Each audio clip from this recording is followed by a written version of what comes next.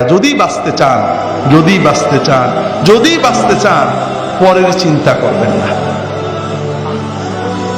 ওই দল, ওই মত, ওই ব্যক্তি, ওই হুজুর অমুক খারাপ তমুক খারাপ, এই চিন্তা ব্রেনে আনবেন না। এগুলো আমরা করব, আমরা আপনাদের দিয়ে করাই আমাদের দল ভারী করার জন্য। আপনার চিন্তা হবে আপনার কবর। কথা কি বুঝতে পেরেছেন? খুব ভালো করে বুঝুন। আমার জীবনে আল্লাহ তাআলা অনেক নিয়ামত দিয়েছেন, অনেক। এই নিয়ামতের কোনো শুকরিয়া করতে পারিনি। এমনকি আল্লাহর যে ফরজ নামাজ, এটাও মন দিয়ে পড়তে পারি না। 4 রাকাত নামাজ পড়তে কম্পিউটার স্পিডে পড়ি, 4 মিনিটও লাগে না। এর ভিতরেও 4000 কথা মনে হয়। আল্লাহ যদি কিয়ামতের দিন বলেন যে তোমার এত নিয়ামত দিছিলাম, 5 মিনিট আমার দিক মন দিয়ে নামাজটা পড়তে পারলেন না, আমি তোমার নামাজ কবুল করলাম না, তুমি দোজখে যাও, আমার কিছু বলার থাকবে? এমন কোন আমল কি আমাদের আছে যে বলতে পারবো আল্লাহ তুমি এটা নিতেই হবে? আমার দাড়ি, আমার টুপি, আমার নামাজ, আমার রোজা, আমার হজ, আমার যাকাত, আমরা কি কনফার্ম যে এটা আল্লাহ কবুল করবেই? আমার না হলে আপনারা তো কনফার্ম নাকি? তো এই যদি আমাদের অবস্থা হয়, তাহলে কোন সাহসে আমরা অন্য মুসলমানের চিন্তা করি? ভাইরা, অন্য মুসলমানের চিন্তা করবেন না। যখন 5 জনে এক জায়গা হবে, নিজেদের কথা চিন্তা করবেন, পরের ভিতর আলোচনা না। ভাই কি অবস্থা?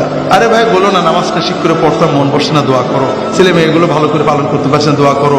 নিজেদের ঈমান আমল নিয়ে চিন্তা করবেন, পরের না। ভাইরা, আমরা পরের আলোচনা কেন করি? কারণ কবরে গেলে সর্বপ্রথম মুনকার নাকির আমাদের প্রশ্ন করবে যে তোর প্রতিবেশী জামাত ইসলামের দাড়ি ছোট ছিল কে, তোর পড়শি তবলিগের লোকজন কেন বাইরে গেছিল, তোর প্রতিবেশী অমুক পিসেব কেন খারাপ ছিল, ঠিক না? এই প্রশ্ন করবে।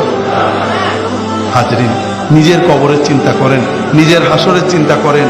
নিজে যতটুক করতে পেরেছি, যদি মনে করেন ভালো আমল করছি, তাহলে আল্লাহর কাছে দোয়া করেন। যদি দেখেন গুনাহ হয়ে গেছে, আল্লাহর কাছে দোয়া করেন, আল্লাহ আমার সামান্য আমল কবুল করো, গুনাহগুলো মাফ করো। আর তোমার নবীর উম্মত যত আছে, অমুক ভাই তমুক ভাই তমুক ভাই ভুলের ভিতরে আছে, আল্লাহ তাদেরকে হেদায়েত করে ভালো পথ দাও, তাদেরকেও মাফ করো। এইভাবে দোয়া করলে আমাদের লস আছে ভাই? লাভ আছে, অনেক লাভ আছে ভাই। তবে আমরা তো জানি আল্লাহর জান্নাতে জায়গা তো কম, ঠিক না?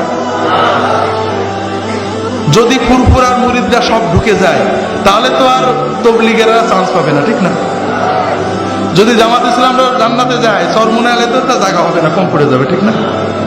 হাজরিন, আল্লাহর জান্নাত অনেক বড়। ওয়াসারিউ ইলা মাগফিরাতিন মির রাব্বিকুম ওয়া জান্নাতিন আরদুহাস সামাওয়াতু ওয়াল আরদু উইদ্দাত লিল মুত্তাকিন। তোমরা দৌড়াও, দৌড়াতে থাকো, দ্রুত এগো সেই জান্নাতের প্রতি, যে জান্নাত আসমান জমিনের চেয়েও বড়, যে জান্নাতকে আল্লাহ তাআলা মুত্তাকিদের জন্য বানিয়ে রেখেছেন।